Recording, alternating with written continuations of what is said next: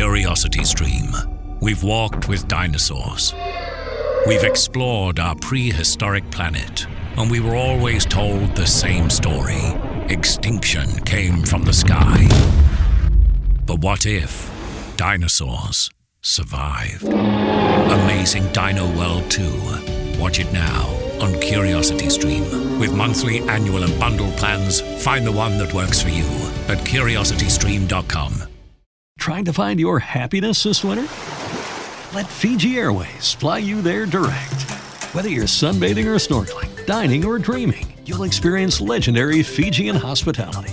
Expect the warmest of welcomes in this Pacific paradise. Unplug, unwind, and relax in your happy place. Fiji. Get great deals on direct flights to happiness at FijiAirways.com. That's FijiAirways.com. You deserve this. Go from here to happiness. Flying direct with Fiji Airways.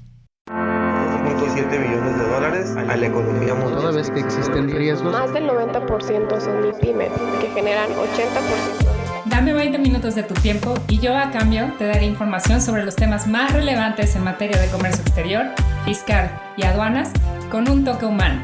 Y hagamos un trueque, un podcast de TLC Magazine México.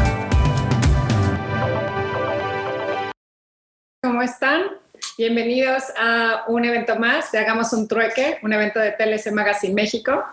Pues el día de hoy, buenas tardes, doctor, me da mucho gusto verlo. Me da mucho gusto ver a todos, otra vez que se sigan conectando, que sigan con ese entusiasmo de aprender. Para nosotros es un honor compartir conocimiento y también le agradezco a todos los ponentes que siempre se suman a querer compartir. Yo creo que en México hay muchas empresas y muchos profesionistas que buscan el cumplimiento fiscal y de comercio exterior y aduanas, así que este programa es para ustedes. El día de hoy tengo el honor y me siento muy honrada de presentar a una muy amiga de Octavio, bueno, que la ha considerado desde hace tiempo amiga y sobre todo que admiramos porque tiene tanto una vida tanto personal como profesional admirable. Ella acaba de ser nombrada y te queremos felicitar a nombre de todo el equipo de TLC y de la revista como titular de órgano interno del control de la Comisión Estatal de Derechos Humanos de Michoacán. Entonces ya nos platicó un poquito toda su trayectoria para que fuera nombrada, no todo lo que trabajó para realmente tener este título. Así que antes que nada te queremos felicitar y nos sentimos muy honrada de que estés aquí. Bienvenida, Esther. Muchísimas gracias. Muchas gracias, Dani. Muchas gracias también a Octavio por la invitación y bueno, por considerarme su amiga también. Muchísimas gracias. Pues antes que nada, el tema de hoy está muy interesante, es responsabilidad fiscal penal de los socios, directores y asesores de la sociedad mercantil. Wow, a mí el título es que, es bien importante que ya sea como socios, como directores, como asesores, conozcamos si nos podemos ir al bote o no, ¿no? ¿Dónde está la responsabilidad? Así que, con mis palabras coloquiales, me gustaría presentarte, leer tu semblanza. La licenciada María Esther, perdóname aquí, me movieron la pantalla. María Esther Ruiz López es licenciada en Derecho por la Universidad Latinoamericana, cuenta con una maestría en Fiscal y maestría en Defensa del Contribuyente de la Universidad Michoacana de San Nicolás de Hidalgo. Socia de soluciones legales en el despacho Impulso Patrimonial, asesores legales y fiscales. Es también asociada en Derecho Societario en la Notaría Pública 179 en Morelia. Vocal del Consejo Directivo 2018-2020 de la Barra Michoacana del Colegio de Abogados. Participa en la Asociación Nacional de Especialistas Fiscales de la Delegación de Michoacán. Abogada invitada de la Comisión Fiscal Regional Zona Centro-Occidente. Es abogada invitada de la Comisión Fiscal de Colegio de Contadores Públicos de Michoacán. Es tesorera de la Alianza de Mujeres Profesionales de Empresas y Negocios de Michoacán y consejera en las áreas de Fomento Económico y Seguridad Pública en el Consejo de la Ciudad de Morelia, Michoacán. Además, es titular del órgano interno del control de Comisión Estatal de Derechos Humanos de Michoacán de Ocampo, como lo mencionamos ahorita, y en la Cámara de Comercio, Servicios y Turismo de Morelia desarrolla varios cargos, entre ellos síndico del contribuyente, suplente en el Consejo Consultivo Regional del Infonavit y propietaria en el Comité de Adquisiciones del Poder Ejecutivo del Estado de Michoacán. Esther, bienvenida. Es un placer tenerte aquí para hacer un trueque. Muchísimas gracias. Gracias, Dani. Y bueno, pues vamos a... Ok, muy bien, muchas gracias. Vamos a comenzar. Me parece que allá por parte de su equipo me iban a hacer favor de proyectar la presentación. Claro que sí, dame un minuto nada más. Sí, o la pongo yo. Si quieres la puedes poner tú para llevar tu ritmo o la ponemos nosotros, Esther. Ok, muy bien. Y en lo que la pone he de comentarles que el concurso para poder ser nombrada por el Congreso del Estado tardó más de un año. Hubo una primer convocatoria de la cual salieron unos contendientes y finalmente en esta última, si vieran el video, es emocionante, por lo menos en todo lo que son los síndicos del contribuyente con Canaco Servitur, de donde ella era síndico estatal, que ahora va a ser honorífica, porque no puede ocupar el cargo de síndica siendo por el nombramiento que tiene. Recuerdo que sacaban un voto, Daniela, y luego otro, y luego otro, y luego otro, y se escuchaba tu mamá y tus niños y tu hermana gritando de la emoción, porque finalmente por unanimidad terminan designando como titular del órgano interno de control de derechos humanos del Estado de Michoacán. Si tienes, si puedes proyectar. Sí, le estoy aquí picando, sabes que la tecnología. Ahí dice en medio compartir pantalla. Sí, aquí ya la tengo. Ya está. Entonces, el nanito de la tecnología siempre nos hace alguna travesura. Nosotros por eso tenemos nuestro Isaí, ¿verdad, Isaí? Que es nuestro salvador, si no se va de vacaciones. Gracias, se quedó con la plantilla anterior, que ya tuvimos ahí una cuestión ahorita técnica, pero bueno, por eso voy a compartir la pantalla. Muchísimas gracias por la invitación. A Octavio, bueno, le tengo un gran aprecio, me recibió muy bien como síndico del contribuyente. Como síndico del contribuyente para Morelia, bueno, estuve trabajando pues honoríficamente por 3 años y como coordinadora para el Estado de Michoacán de Síndicos del Contribuyente, pues también fue un gran trabajo y bueno, pues aquí de la mano de Octavia y de Dani, pues muy feliz de seguir trabajando. Muchísimas gracias por la invitación, también gracias por la invitación nuevamente para estar aquí en Hagamos un Trueque. Vamos a hablar un poco sobre este tema, sobre la responsabilidad fiscal y penal de los socios directores de sociedades mercantiles. Este tema, como abogada fiscalista, pues podría decirlo que lo manejo bien. Lo hemos platicado en varios foros, incluyendo una conferencia en la Canaco Servitur México, que bueno, pues es la Confederación de las Cámaras de Comercio a nivel nacional. Esta conferencia también pues la estuvimos compartiendo y bueno, es sobre lo que vamos a hablar en este momento. Muchísimas gracias por su tiempo para estar aquí. Las sociedades mercantiles, bueno, vamos a platicar el general primero de las sociedades. Las sociedades mercantiles, cuando tenemos una sociedad que es constituida bajo estos regímenes, tenemos un punto que se llama velo corporativo, en el cual las sociedades son protegidas con la finalidad de que no existan problemas que las cuestiones internas de la sociedad mercantil vayan hacia los socios. Por eso es que las sociedades mercantiles son de 2 o más personas. ¿Cuál sería la diferencia entre hacer los negocios como persona física, una persona física que pone directamente la cara de su patrimonio, para hacer un negocio o cambiarse a una sociedad mercantil? Pues justamente es esta protección donde inicialmente lo que vamos a dar es solamente la aportación a la sociedad mercantil. Y es con lo que estamos respondiendo, con lo que vamos a trabajar, con lo que vamos a actuar. La otra cuestión diferente es cuando cambiamos y existe alguna responsabilidad que tenga que romper ese velo corporativo y que vaya después de la persona moral y entra hacia los socios, los representantes legales, y que incluso va hacia los asesores, que con todas estas cuestiones, con planes de acción BEPS que internacionalmente se han estado cumpliendo, donde México es, pues vamos a decir, pionero en el cumplimiento de ese tipo de acciones, pues bueno, tenemos también que los asesores de las empresas llegan a ser responsables por algunas prácticas inadecuadas o malas prácticas dentro de las sociedades mercantiles. Esto espero que sea como lo suficientemente claro para la sociedad, para los socios y bueno, los empresarios que son hacia quienes vamos dirigidos en este tipo de charlas. ¿Cuál es la limitación de las obligaciones? Bueno, tenemos diversos tipos de sociedades. La sociedad reina en México es la Sociedad Anónima de Capital Variable. Y cuando surgió la sociedad de responsabilidad limitada, tuvo un boom súper importante. ¿Por qué? Porque en este tipo de sociedades decíamos, bueno, es que yo no tengo ningún tipo de responsabilidad, la responsabilidad va solamente a lo que aporto. Sí, todas las sociedades, esa es la idea inicial y donde nos mantenemos jurídicamente durante bastante tiempo. ¿Qué pasa con la limitación de las obligaciones? Bueno, con las sociedades de responsabilidad limitada, en la cual, pues bueno, los socios solamente son obligados a su aportación, la sociedad anónima, nos vamos a tener este bloque, digamos, donde la sociedad va a responder primero. Tú respondes como socio pues, con lo que aportaste, porque a partir de ello se constituye el patrimonio de la sociedad.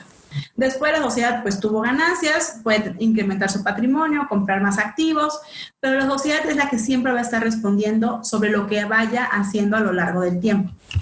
Es importante platicar. Como lo comentábamos, existe una cuestión que se llama velo corporativo y este velo corporativo es muy importante mantenerlo como...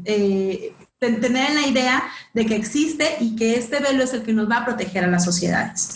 Este velo corporativo tiene que haber una técnica jurídica para poder levantarlo y acudir hacia los socios, en el cual, bueno, pues siempre es una ventana de oportunidad importante para nosotros como representantes de las sociedades, que tenemos que cuidarlo, protegerlo y en un momento más vamos a ver en qué momento solamente es cuando podemos romper este velo corporativo.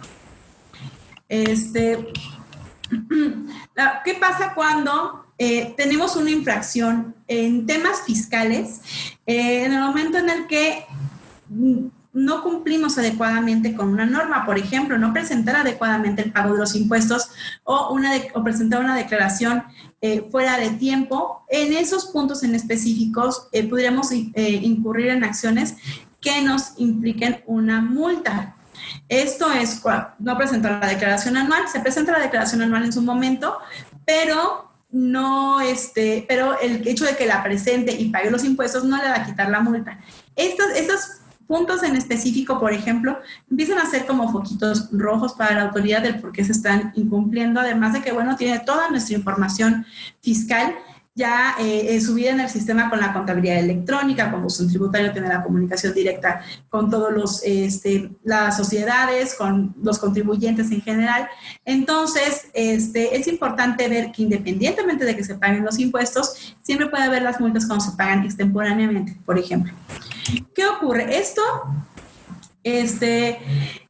cuando existe una infracción súper importante, por ejemplo, antes, cuando se deducían compras con facturas falsas, ahora pues ya no son falsas porque todas tienen una línea, una cadena digital. Pero antes de la factura electrónica, decían, bueno, es que compró facturas y las facturas son falsas, son documentos apócrifos. Al ser documentos apócrifos, la persona moral como tal no era la que pues la que tenía la pena privativa de la libertad, porque la persona moral es un ente jurídico imaginario. ¿Quién tiene la responsabilidad? Pues el administrador único en ese momento. Entonces, esos son los tipos de responsabilidades que podemos tener. Cuando tenemos un delito como la defraudación fiscal o la defraudación fiscal equiparada, en estos momentos es ¿quién responde ante el fisco? Bueno, va a responder el administrador único o el gerente general o el presidente del consejo de administración. Como sea que se le llame a la persona que lleve a cargo las acciones de la sociedad, es quien va a responder. Por eso es la importancia de tener en cuenta ese tipo de hechos que podrían considerarse como hechos delictuosos. Bueno, pues la responsabilidad de los delitos fiscales, bueno, tienes que ser consciente de la realización del delito. Sabemos que están ahí en ley. El hecho de que no se conozca la ley, pues sabemos que no exime su cumplimiento, pero al ser conocedores del derecho, bueno, pues también los asesores podríamos tener algo de responsabilidad por tener, por ejemplo, planeaciones fiscales donde se intenta optimizar la carga contributiva de las sociedades mercantiles, que al realizar ese tipo de acciones y tener pues vamos a decirlo, puntos que puedan infringir la ley en esa delgada línea de lo que es dentro del derecho y lo que es fuera de derecho, al romper esa línea podríamos incluso también ser responsables, y por eso es que existe una cuestión para los asesores que se llama esquemas reportables, que es cuando tú tienes un ahorro fiscal que le generas a un cliente, aunque solamente se lo hayas propuesto, no que no te lo haya comprado necesariamente la planeación, pero con el hecho de proponerlo necesitamos reportarlo, y el no reportarlo, pues bueno, va en penas que van hasta los 22 millones de pesos para los asesores de las empresas. Entonces, es importante, bueno, tener que los tipos de delitos fiscales, que es fiscal penal en este momento, pueden llegar a afectar a las empresas, a la empresa como tal, la persona moral, que lo pueden mandar a la liquidación, al administrador único, presidente del consejo de administración, gerente general o director, como sea que se llame la persona que lleva la dirección de la sociedad, y en su caso, pues también tener multas para los asesores de las sociedades. Bueno, realizar la conducta, bueno, cometan conjuntamente el delito, incluso puede haber una cuestión que llamamos delincuencia fiscal organizada. Get great deals throughout the store at Safeway. This week at Safeway, get mega packs of bone-in USDA choice beef, New York strip steaks for $5.97 per pound with digital coupon. Limit 2 packages. Plus, Haas avocados are 10 for $10, member price. Also, this week at Safeway, mix or match 12 packs of 12-ounce cans or 8 packs of 12-ounce bottles of Coca-Cola, Pepsi, 7-Up, or Dr. Pepper are buy 2, get 3 free. Limit 3 free items, member price plus CRV. Visit Safeway.com or head in store for more deals. En la cual, pues, como dice la Constitución, que 3 personas o más se considera delincuencia organizada. Entonces, si es el administrador único, un socio y el asesor fiscal, ya en ese momento es delincuencia fiscal organizada, y pues habrá que tener mucho más cuidado en cómo se están realizando los actos tendientes a tener una optimización de la carga contributiva. Optimizar la carga contributiva no es un delito mientras no se infrinja la ley. Mientras no se cometan actos delictuosos, pues bueno, pues puede hacer, para eso está la ley, para eso nos da un campo de oportunidad, una ventana para poder trabajar y ver si hacemos un paso, a lo mejor pago 10 pesos de impuestos. Si hacemos 2 o 3, a lo mejor pago 7 pesos de impuestos. Se vale, pero lo que no se vale es comerse los impuestos o hacer acciones tendientes a cometer delitos que son pues trascendentes para las empresas y las personas que están involucradas en ellas. Bueno, servir a otra persona como instrumento para ejecutarlo también es una de las formas de cometer esos delitos. ¿Qué pasa? Bueno, a lo mejor el administrador único no tomó la decisión, pero sí usó un apoderado, ¿no? El apoderado es quien firmó el contrato, el apoderado es quien adquirió las facturas, quien dio las órdenes de pago. Entonces, los FDIs. Entonces, en ese momento también el involucrado, el apoderado, es responsable, responsable sobre estos delitos. Lo importante aquí también es ver, pues cuando recibimos un poder, ver hasta qué punto nos lo están otorgando y cuáles podrían ser las consecuencias jurídicas al corto, mediano o largo plazo para los asesores. Bueno, induzca dolosamente a otro a cometerlo, que podemos considerar que pues, puede ser una inducción dolosa para cometer un delito. Sabemos que existe el delito, sabemos que si hacemos determinadas cuestiones podemos caer en el delito y aún así se lo proponemos. Eso puede ser específicamente para los asesores. El asesor fiscal, de acuerdo con esta cuestión de esquemas reportables, es cualquier persona, no importa, no tiene que ser necesariamente contador, abogado, administrador de empresas, es quien te dé un consejo, ese es tu asesor. Y aunque te dé nada más el consejo, tu compadre, el vecino, tendría que reportarlo en esas cuestiones de esquemas reportables. Entonces, todo lo que hagan se tiene que estar reportando a la autoridad para ver estrategias fiscales dolosas. Y además, quiénes son los involucrados. Las personas que ayuden dolosamente a otros a su comisión, sabiendo que existe el delito, aún así te pongo los medios, tenemos la comunicación vía correo electrónico, vía WhatsApp, vía Telegram, para cometer el delito, sabiendo que al cometer ese delito en específico podríamos llegar, al cometer esas acciones, al hacer esas acciones podríamos llegar a un delito. Entonces te estoy ayudando dolosamente y en ese momento podemos caer en alguna, en estos tipos de responsabilidades. Aquí nos pregunta Cian, dice, hay una sociedad de hermanos trabajando, pero todos están dados de alta como personas físicas, pero son independientes a la vez. Entonces, no es a lo mejor una sociedad como tal. Están constituidos por medio de un acta constitutiva elevada ante la fe de un fedatario público, como un corredor o un notario público. ¿Cian? Si quieres, Esther, continúa con tu presentación y al final generalmente hacemos un espacio para preguntas y respuestas y para que algunos de los participantes te puedan preguntar directamente. Perfecto. Continúa y al final juntamos las preguntas. Muy bien, entonces, de estos tipos de delitos fiscales, en general de lo que nos marca el Código Fiscal de la Federación, los que más nos afectan a las sociedades mercantiles son el contrabando y la defraudación fiscal. El contrabando, pues sabemos que es cuando se cuando se introduce en el país mercancía que no pagaron los impuestos aduanales adecuadamente, y la defraudación fiscal es cuando existe el dolo por no pagar completamente el impuesto o hacer actos tendientes a no pagarlo adecuadamente, como pueden ser pues los EDOs al adquirir comprobantes fiscales que son falsos. Entonces, bueno, que tienen operaciones simuladas. Entonces, con todos estos cambios nos podemos llegar muy fácil a la defraudación fiscal o la defraudación fiscal equiparada. Sobre estos temas, bueno, pues el Código Fiscal nos va a ir diciendo, la defraudación fiscal puede ser, pues considerada como tal al usar documentos falsos.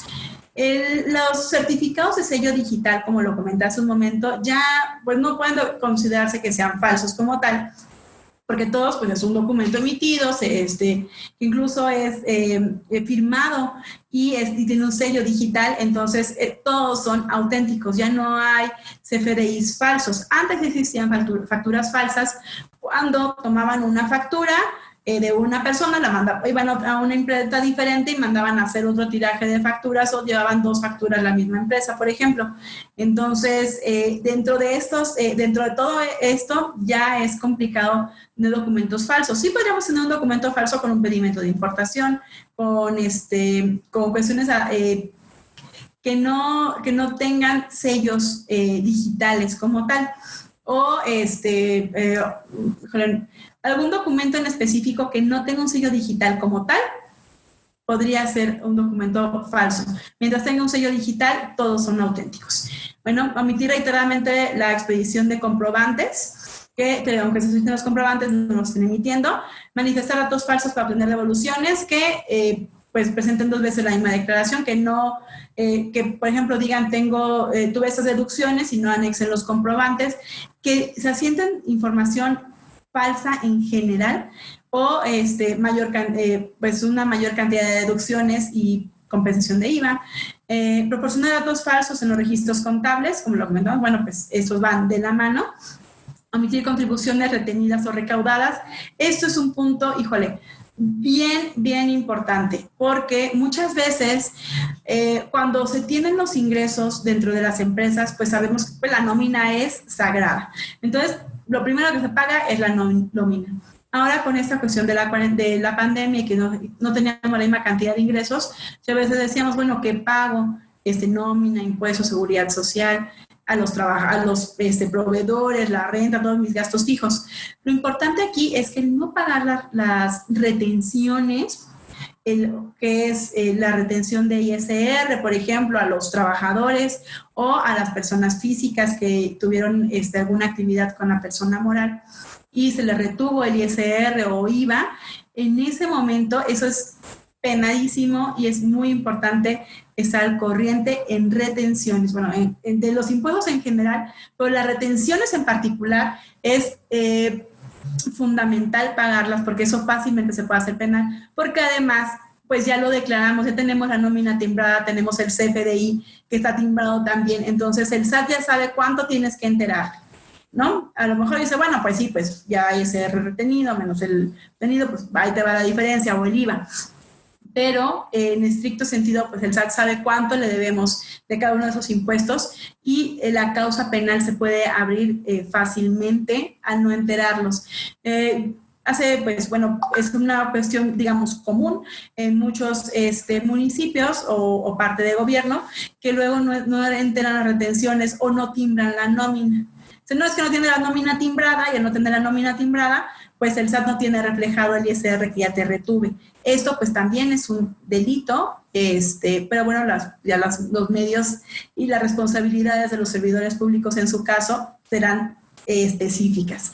Entonces, sobre las sociedades mercantiles, ¿quién va a ser el responsable por el no pago de estas retenciones o de lo recaudado en IVA? Pues el administrador. Esto es importante manifestarlo, y cuando tenemos un consejo de administración es el presidente y es el tesorero, porque para eso se están encargando de llevar la tesorería. Entonces es súper importante tener esto muy en cuenta, porque luego hace fácil no enterar las retenciones en tiempo, y pues ya sabemos la consecuencia penal fiscal que puede tener, que es la defraudación fiscal. No es equiparada. Esto con el pagar el impuesto no se quita la querella presentada por el SAT, continúa el proceso hasta, bueno, y tenemos mientras la pena privativa de la libertad, que es pues más importante de un ser humano, es su libertad. Cuando los delitos sean calificados, las penas se aumentarán en una mitad. Bueno, pues cuando sean, ¿cómo van a ser delitos calificados? Cuando tengamos varias personas actuando como la delincuencia fiscal como delincuencia fiscal, cuando van a actuar más personas dentro de ellos. ¿Quiénes son? Bueno, pues como lo comentábamos, los responsables, quien consiente el delito, es decir, a lo mejor quien lo hizo todo, el administrador de la sociedad o el gerente, que no es el administrador único. Pero el administrador único se enteró, lo consintió y nunca revisó. Entonces también él es responsable. Quien realiza la conducta delictiva, en este caso, pues el capturista, quien consiguió la documentación, cometa conjuntamente el delito, es también el responsable, se sirva de otra para ejecutarlo, induzca dolorosamente a su comisión o auxilia a otro después de su comisión, cumpliendo una promesa anterior. Por ejemplo, pues te emite un CFDI apócrifo, un CFDI que tiene operaciones simuladas para que a partir de ello obtengas mayor deducción. Bajes obtengas deducciones. Entonces, a cambio de ello, pues bueno, te voy a conseguir pues algo bien específico, una promesa en general, además del pago de la comisión por la emisión del CFDI. Entonces, a partir de ello, pues estas personas son las que van a ser las involucradas en los delitos, pero siempre a quien se llevan primero es al administrador único, porque es el que está ahí identificado. La responsabilidad solidaria de las personas físicas, pues son, como lo comentamos, el director general, gerentes o administradores, así como los socios accionistas dentro de las sociedades. ¿En qué porcentaje, en qué medida y cómo es? Por ejemplo, cuando tenemos un crédito fiscal y, tenemos un crédito, hubo una auditoría o fue un crédito fiscal autodeterminado, al presentar una declaración, no se paga y la persona moral incurre en una de las fracciones del artículo 26, fracción tercera del Código Fiscal de la Federación, que nos dice, bueno, pues no solicita su inscripción al Registro Federal de Contribuyentes. Si no solicito mi inscripción, no puedo estar emitiendo facturas, pero sí puedo cometer algunos otros tipos de delito. En este rubro sobre la responsabilidad solidaria por créditos fiscales, nos vamos a quedar con dos puntos que son los que generalmente ocurren, que es que cambie su domicilio o desocupe el lugar local que tenga el domicilio fiscal. ¿Cuál es la diferencia? Cambie su domicilio sin dar aviso, es cuando te cambiaste de domicilio, pero el SAT te localizó. Y desocupar el domicilio es que el domicilio fiscal que tienes presentado, declarado ante el SAT, se desocupe, esté vacío, o sea, desocupado es que nadie lo ocupe en ese momento, que vayan 1 o 2 veces y que no haya nadie, entonces podrían determinar que se desocupó el domicilio. Aquí es muy importante y esa es la principal causa de responsabilidad solidaria que en mi experiencia profesional he defendido. ¿Qué ocurre? Bueno, pues es que desocupó el domicilio fiscal, lo deshabitó. El decir es que está deshabitado el domicilio es diferente a desocupado. La palabra sí importa porque el Código Fiscal de la Federación lo que establece es desocupé el domicilio, no deshabitar. Deshabitar es que no está habitado, no es una casa habitación, es un inmueble comercial. Desocupar es que hubieran sacado todo, pero entonces tendrían que haber pues levantado las cortinas del local comercial o abierto la puerta si era una casa habilitada para verificar que adentro efectivamente no había nada. Muchas veces el acta circunstanciada dice, es que había basura en el frente, vi que no había correspondencia que hubieran recogido, fui a la casa de al lado, pregunté y generalmente nadie se identifica. Es un hombre de edad de 35 a 40 años, moreno, de aproximadamente unos 70, ojos cafés, y después fui a la casa de la vecina de al lado y describen a la persona. Esas actas circunstanciadas pues son muy endebles porque no te dan la certeza del modo, tiempo y lugar y que lo que ellos dijeron sí sea real. En ocasiones podemos tener pues cerrado el domicilio fiscal por la seguridad, pues que no es algo que pues no es complicado muchas veces.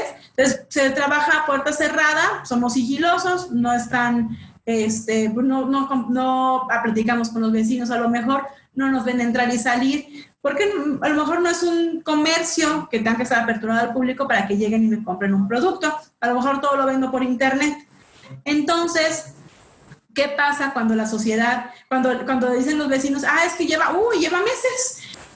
Súper, o sea, no te dicen específicamente cuánto tiempo ha pasado, qué es lo que ha ocurrido, para que determinen que está desocupado el local comercial. Entonces, lo importante aquí es estar consciente, se tiene un crédito fiscal a cargo, el domicilio siempre tiene que estar aperturado, tiene que haber alguien. Yo le recomiendo a los clientes, pongan si va a estar cerrada la puerta, pongan un letrerito que diga horario de atención de tal a tal hora, para que sepan que sí están ahí. Y que si en ese momento llegan y pues no hubo nadie, bueno, pues es porque a lo mejor el horario de... Need a winter holiday escape? Forget your cares in Fiji. White sand beaches and scuba diving are calling. Your tropical paradise getaway is just one nonstop Fiji Airways flight away, with round-trip fares starting at $899 from LAX or SFO. Or check out great fares to Australia and New Zealand with seamless connections via Fiji. Book now at FijiAirways.com. From here to happiness, flying direct with Fiji Airways. ¿No se merece tu familia lo mejor? Entonces, ¿por qué no los mejores huevos? Ahora, Eggland's Best están disponibles en deliciosas opciones. Huevos clásicos, de gallina libre de jaula y orgánicos de Eggland's, que ofrecen un sabor más delicioso y fresco de granja que le encantará a tu familia. En comparación con los huevos ordinarios, Eggland's Best contiene la mejor nutrición como 6 veces más vitamina D, 10 veces más vitamina E y el doble de omega 3 y B12. Solo Eggland's Best. Mejor sabor, mejor nutrición, mejores huevos. Visita egglandsbest.com para más información. La comida.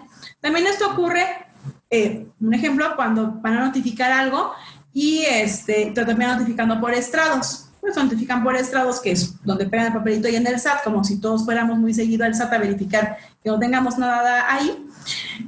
Y en ese momento te dicen, no, es que pues no lo encontramos, porque fueron pues a las 2 de la tarde, a las 3 de la tarde, que pues todavía en provincia acostumbramos salir a comer de 2 a 4.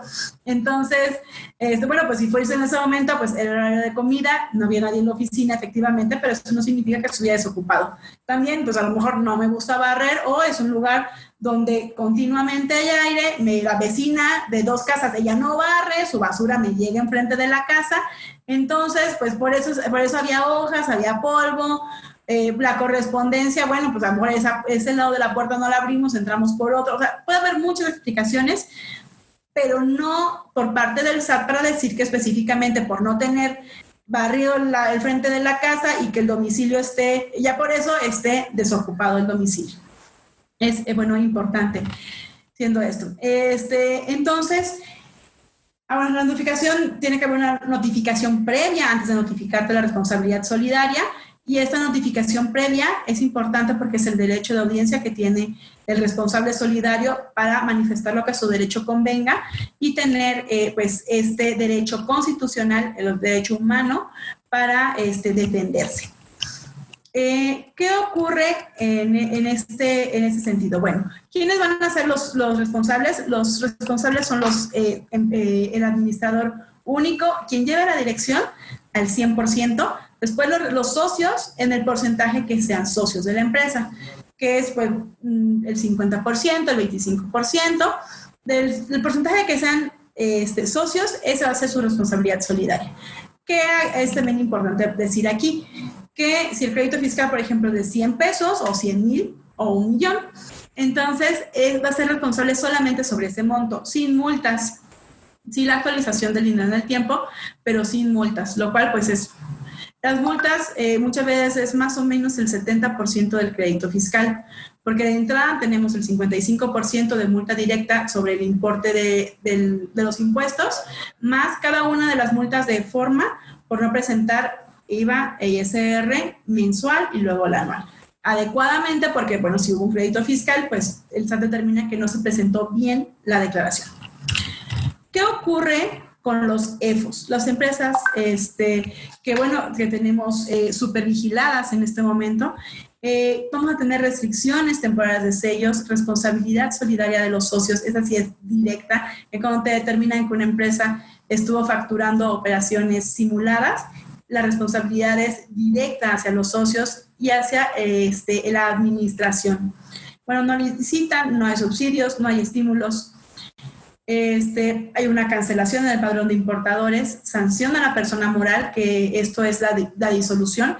La forma de darle muerte a una persona moral es, pues, mandándola a disolución. No hay oportunidad de resarcir el daño.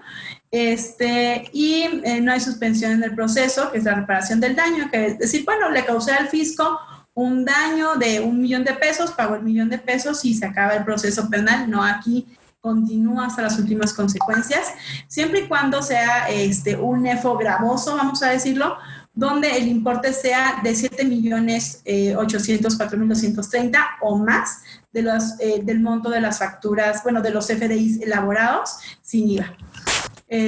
Y bueno, no hay un acuerdo de reparación. ¿Qué ocurre con las empresas que son las empresas que dedujeron operaciones simuladas? Bueno, en estas también existe una ventana donde tenemos una responsabilidad, tenemos también restricción temporal de sellos hasta que se haya aclarado, una responsabilidad penal, que es la disolución, una responsabilidad de la administración y una multa del 55 al 75% del impuesto, del ahorro fiscal que se hubiera obtenido por el uso de ese CFDI para una operación simulada.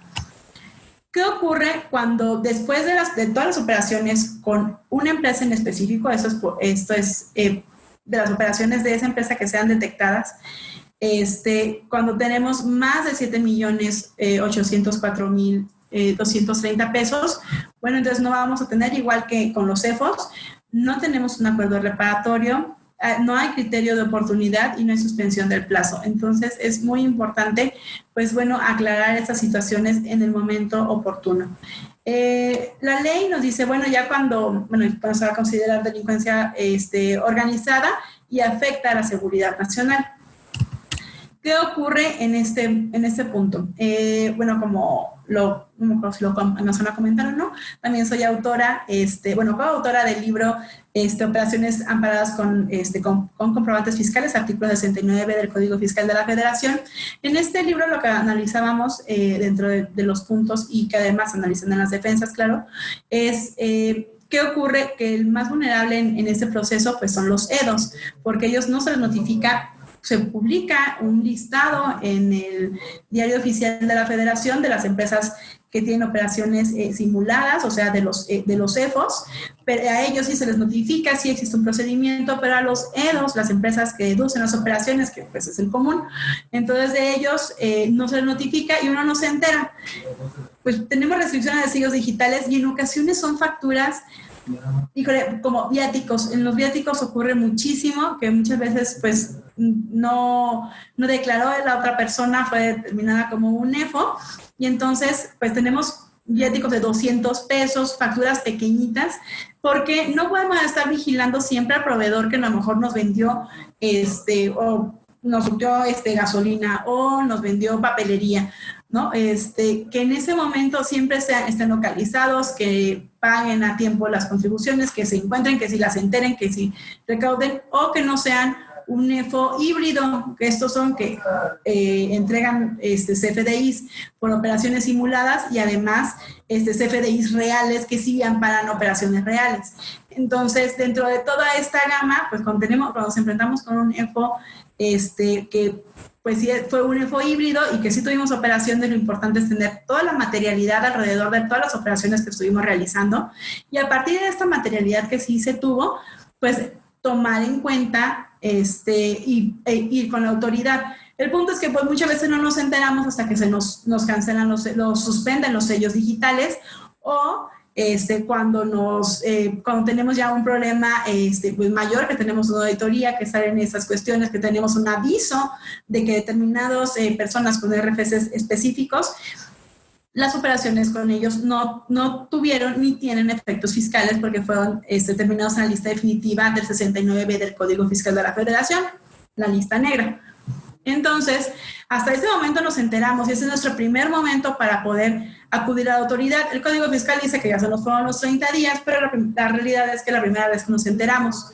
Lo que procede, bueno, pues es ir al amparo, a un medio jurisdiccional, en el cual pues solicitemos el amparo y la protección de la justicia federal para defendernos sobre las actuaciones de un tercero y del SAT, que nos quieren quitar los efectos fiscales de operaciones que sí tuvieron, que sí son reales. Vaya.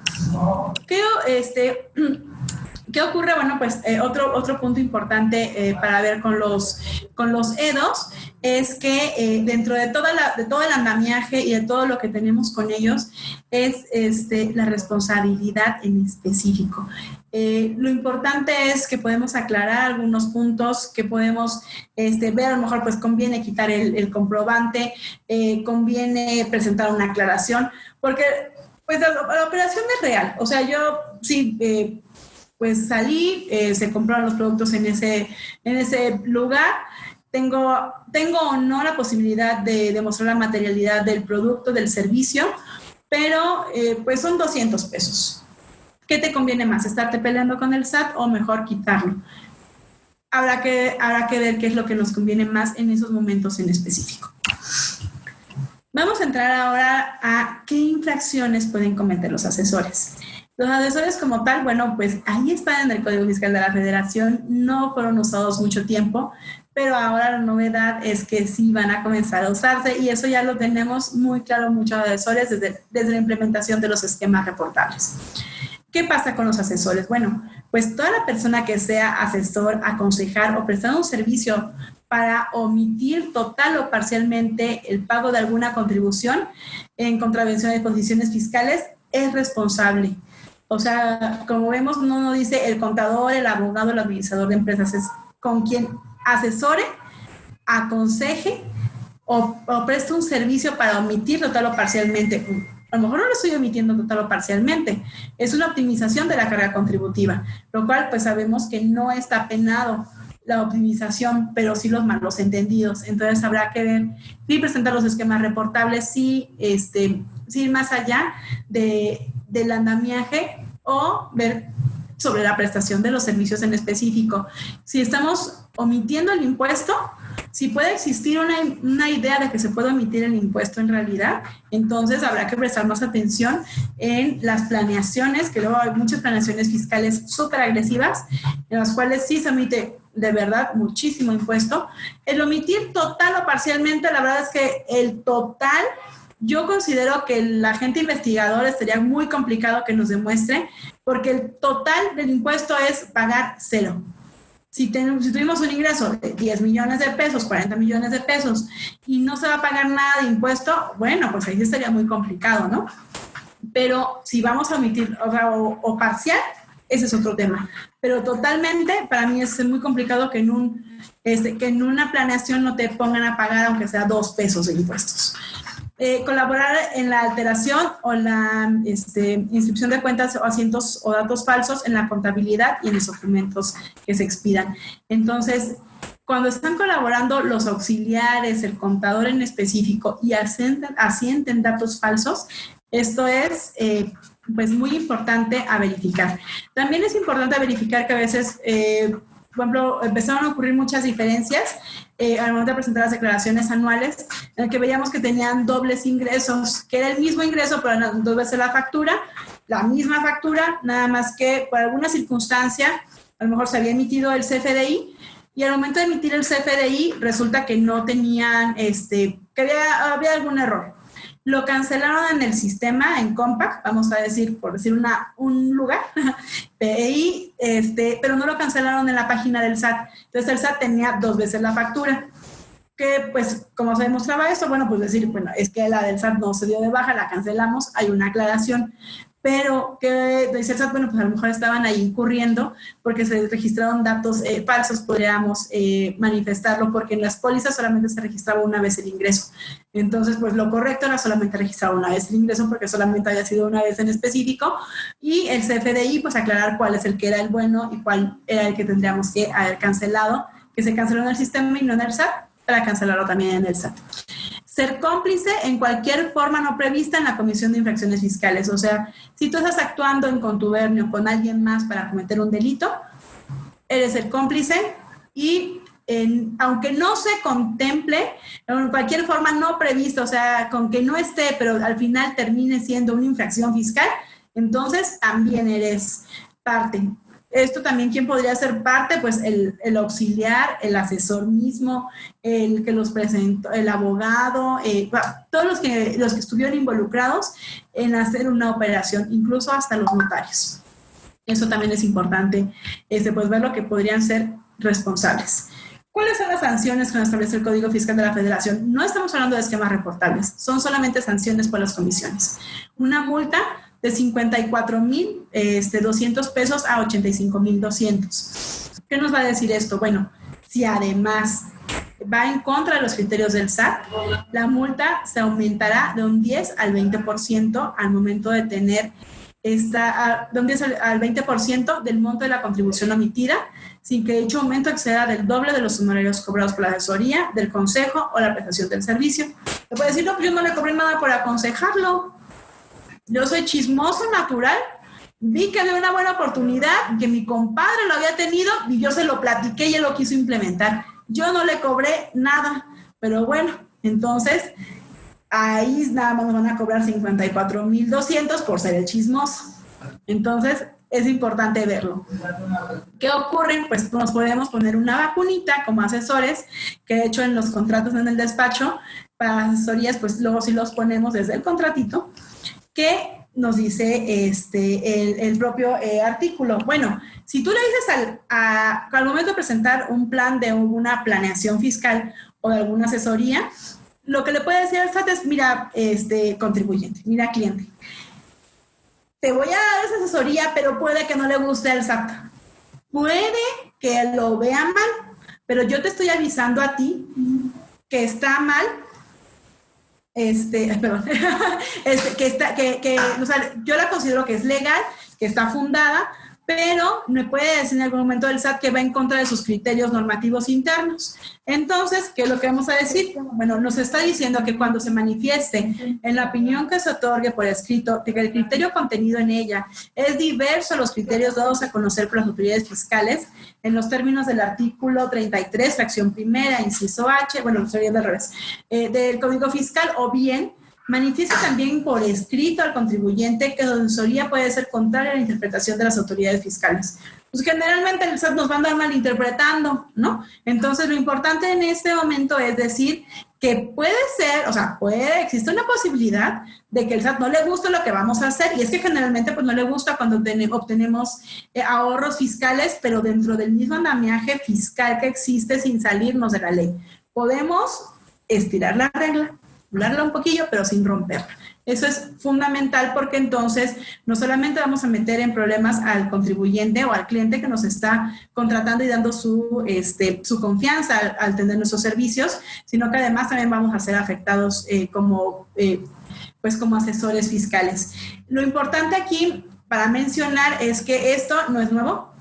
Este artículo no es de la reforma del 2019 que entra ahora en vigor en el 20, tiene años, lo único es que no se había usado, pero sabemos que se va a empezar a implementar y por eso es importante estarlo viendo y tenerlo en la mira esta cuestión para que no nos sintamos sorprendidos y saber específicamente qué es lo que podemos hacer en su momento. Rodolfo, tienes la mano levantada, ahorita al final te doy primero la oportunidad para intercambiar alguna idea, con todo gusto.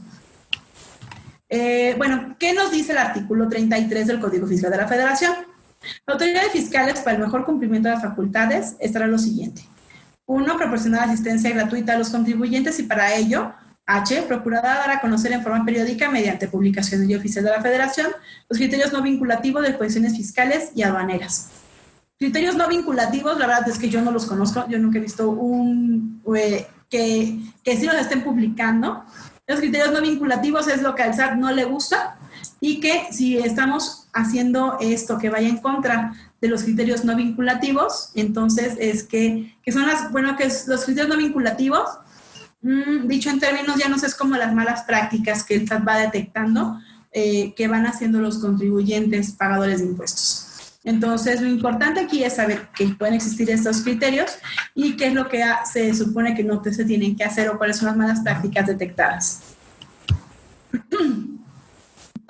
Cuando tenemos un contador que nos dictamina, ¿para qué existe esta cuestión del dictamen? El dictamen, como sabemos antes, era obligatorio, ahora ya no. Era importante su desarrollo. ¿Por qué? Porque era como tener un mini chatcito que además tú le pagabas para que te fuera a auditar. Auditar era hacer pruebas selectivas de la información, ver que se hubieran pagado adecuadamente los impuestos y entonces podríamos corregir nuestra situación fiscal si por alguna cuestión no cumplía con los requisitos fiscales o en su momento, pues, el auditor, mira, tienes este impuesto a pagar porque yo determiné a partir de mis pruebas selectivas que pues no estaba bien pagado. Bueno, el contribuyente hace una autocorrección por dictamen o una complementaria por dictamen para pagar los impuestos que no se hayan pagado en su momento, o bien el auditor emitía un dictamen negativo donde decía no quiso pagar los impuestos aunque se le dijo que estaba mal. O con la información que tenía que no era suficiente, podía decir no es con un párrafo de énfasis en el que decía, pues, la información que yo obtuve no fue suficiente para saber si se había cumplido adecuadamente con la contribución. A partir de ello, nos decían, bueno, pues, si tú viste, auditor, que no se pagó el impuesto bien y además lo diste como un dictamen positivo, eres responsable. Porque si no estás observando que las están omitiendo impuestos recaudados como IVA, no están pagando las retenciones adecuadamente, que son las de los trabajadores o cuando tienen operaciones con personas físicas, las trasladadas o las propias del contribuyente, con cualquiera de esos 4 rubros que no se observe adecuadamente, también vas a incurrir en una infracción. Entonces, ¿qué puede pasar? Bueno, incluso le pueden quitar su cédula e inhabilitarlo por un periodo de hasta 3 años para ejercer la carrera de contador público certificado, que es el emitir dictámenes ante el SAT. O sea, le cancelan su cédula especial del SAT. Esto es importante. Ya no está tan usado el dictamen porque ya no es una obligación, porque vieron pues que muchas veces con pasar el dictamen pues se medio vacunaba a la empresa, porque al momento de llegar a una auditoría primero tenía que ver al auditor, pedir sus papeles de trabajo, trabajar en esa auditoría. Cuando no cumplía con la información, no era suficiente, se decía, abandonaban la auditoría con el con el contador público certificado, para ir a tocar la puerta a la empresa. La cuestión es que en la orden de visita domiciliaria o solicitud de información y documentación con el que se aperturaba visita domiciliaria o revisión de gabinete, muchas veces la información esas 2 formas, auditoría y revisión de gabinete, son las 2 formas de fiscalización más usadas en el SAT para ver los impuestos de los contribuyentes. Muchas veces, cuando le iban a tocar la puerta del contribuyente, no se fundaba adecuadamente la orden de visita domiciliaria. ¿Por qué? Porque era importante que dijeran de la información que tuvo el contador, ¿qué fue lo que te hizo no saber que se le había pagado adecuadamente IVA y ISR y en su momento el IET? Entonces, al no tener esta información y no fundar y motivar adecuadamente el orden de visita domiciliaria o la solicitud de información, teníamos una nulidad llana del crédito fiscal y pues bueno, se habían ido en ese momento pues como 2 años de trabajo del SAT para llegar al crédito fiscal. ¿Qué pasa también? Pues también tenemos actividades vulnerables, como saben. Las actividades vulnerables pues se hicieron para evitar el financiamiento al terrorismo, que se consideran que vienen del narcotráfico, que es un cáncer para la sociedad mexicana. Y los asesores también tenemos que presentar determinadas actividades, como cuando asesoramos directamente al cliente para la compra-venta de bienes muebles o inmuebles, o la cesión de derechos sobre estos, por la administración y manejo de recursos, valores o cualquier activo de los clientes, por el manejo de la cuenta bancaria o de ahorro, la organización de aportaciones de capital o cualquier tipo de recursos como la constitución, operación, administración de las sociedades mercantiles, y la constitución, escisión, fusión, operación de administración de personas morales o vehículos corporativos, incluso el fideicomiso. En esos puntos, cuando como asesor independiente tú tengas directamente el token del cliente y hagas el manejo de la cuenta bancaria, cuando estés en el momento de la compra de la compraventa del inmueble y se firme, o que estés ahí viendo las operaciones, todos esos esquemas tienes que reportarlo. La realidad es que prácticamente no se hace, pero sí tendríamos que estar informando. Cuando hacemos nosotros que el contador o el abogado hace el proyecto, el esquema, los estatutos para la constitución de una sociedad o las actas de asamblea para fusiones, decisiones, todas esas tendremos que estarlas reportando porque es una actividad vulnerable, porque puede afectar la finalidad del fisco en general y podríamos estar financiando por ahí diversas operaciones. Entonces, ¿qué es importante decir en este momento? Que no cuando eres empleado, no cuando se reciben, que estás a disposición de tu patrón. Cuando eres independiente es cuando se podrán hacer, y cuando tú lo haces a nombre de representación por medio de un poder, por ejemplo. Entonces, en general, los delitos que pueden cometer los asesores pues son como muy específicos al no informar o al coadyuvar para poder omitir total o parcialmente los impuestos. También existe una responsabilidad por los delitos que puedan cometer los directores y empleados. Esto, pues no voy a adelantar aquí porque es lo del Código Penal. ¿Qué es lo que puede ocurrir con una persona moral? Que sus trabajadores cometan un delito, por ejemplo. Es una empresa transportista y esa empresa transportista, sus empleados están traficando con estupefacientes o armas, o están con inmigrantes ilegales.